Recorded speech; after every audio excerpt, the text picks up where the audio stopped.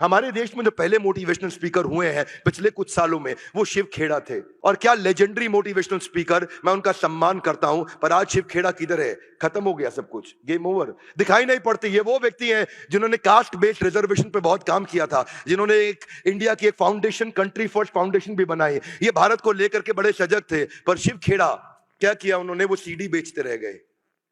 और अब सीडी का जमाना खत्म हो गया। वो अपने आप को री इन्वेंट और रेलेवेंट नहीं कर पाए, वो फ्री वीडियोस नहीं बना पाए, वो केवल पेड सीडी और एक किताब ही यू कैन विन बेचते रह गए। आज शिव खेड़ा के बारे में कितने सब्सक्राइबर हैं? आज अच्छे किसी यूट्यूबर को देख लो, जितने शिव खेड़ा के लाइफ टाइम सब्सक्राइबर हैं, उतना एक अच्छा यूट्यूबर एक दिन में ऐड करता है। क्या मेरी बात समझ आ रही है? इसको बोलते हैं री इन्वेंट एंड रेलेवेंट।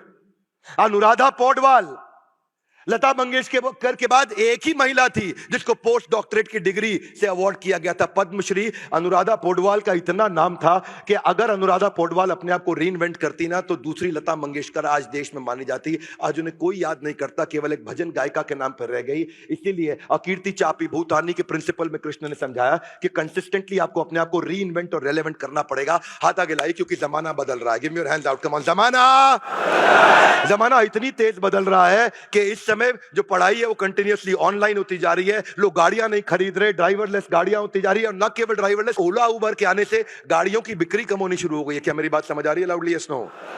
आज ऑनलाइन एग्रीगेटर आ गए, ब्यूटी पार्लर घर पहुंच गया। जो आदमी रीइन्वेंट नहीं कर रहा, रेलेवेंट नहीं कर रहा, उसका गेम ओवर हो गया। आज ट्रैवल एजेंट्स के धंधे को गो आई बीबो खा गया, थॉमस कुक खा गया, मेक माई ट्रिप खा गया, ओयो खा गया। क्यों? क्योंकि लोग अपने आप को रीइन्वेंट और रेलेवेंट नहीं कर रहे। पहले कबूतर चिट्ठी लेके जाया करता था, उसके बाद शाही पैगाम आया, उसके बाद डाकिया आया, डाकिया को टेलीग्राम ने खत्म किया, टेलीग्राम को ईमेल खा गया, ईमेल को सोशल मीडिया ने बर्बाद किया, सोशल मीडिया को व्हाट्सएप ने खत्म कर दिया। आज व्हाट्सएप के खात्मे के लिए 25 टीमें बैठी हैं यूएस के अंदर कि कैसे व्हाट्सएप को खत्म कर दे। हाथ आगे लाइए, जमाना बदल रहा है। Give me your hands out, come on. जमाना जिस स्पीड से अपने आप को बदल लो, वही अर्जुन को कृष्ण ने बदला थोड़ी देर के अंदर। सबसे कठिन दौर के अंदर उस समय अर्जुन को बदला जिस समय युद्ध चालू हो चुका था, शंख बज चुके थे, तीर चल रहे थे। सबसे कठिन दौर के अंदर कृष्ण इतनी डीप इंटेलिजेंट बातें कर रहे थे। अनुराधा पौडवाल, जिसको नेशनल फिल्म फेयर अवार्ड उसको मिले, national award film fair award से भी बड़ा माना जाता है, पर उसके बाद आज केवल एक भजन गायिका के रूप में रह गई। उनको कोई याद नहीं करता है। इसलिए डिसऑनर और लैक ऑफ ऑनर के बाद के लिए आपको एक ही काम करना है। आपको ड्रग्स लेने की जरूरत नहीं थी, डिएगो मैराडोना या फिर बेन जॉनसन। आपको अपने आप को रीइन्वेंट और रेलेवेंट करना है, क्योंकि जो मौत के दर्द से ज्यादा दर्द होता है जब इंसान की इज्जत समाप्त हो जाती है। एक एंटरप्रेन्योर को जिंदगी भर अपने आप को रीइन्वेंट और रेलेवेंट करना है। सत्या नडेला माइक्रोसॉफ्ट के सीईओ कहते हैं कि या तो अपने आप को री इन्वेंट करो या फ्यूचर को इन्वेंट करो। वही है एंटरप्रेन्योरशिप, इसके अलावा कुछ नहीं। क्योंकि जो आदमी वहीं रह गया और इंप्रूवमेंट साइकिल नहीं लेकर के आया, वो बर्बाद हो जाएगा। हाथ आगे लाइए, improvement cycle guys, one more time, little loud. क्या improvement cycle? Business is about being able to reinvent yourself और invent the future, nothing less nothing more. एक साथ 80s 90s में माधुरी दीक्षित और मनीषा कोइराला चालू हुई थी। 2003 में एक साथ ही इन्होंने सैबैटिकल लिया, कई साल का सैबैटिकल लिया। वो यूएस चली गई, जाकर के डॉक्टर नेने से शादी कर ली, वो वहां सेटल हो गई। लेकिन माधुरी दीक्षित ने अपने पीक पे रिटायरमेंट सैबैटिकल लिया, उसने अपने डाउनफॉल पे लिया, उसकी पिक्चरें फ्लॉप हुई, उसको वापस कोई लेने नहीं आया। माधुरी दीक्षित जब वापस आई, टेलीविजन प्रोग्राम्स के द्वारा, इसके द्वारा, शोज के द्वारा, मूवीज के द्वारा अपने आप को रीइन्वेंट और रेलेवेंट करती रही।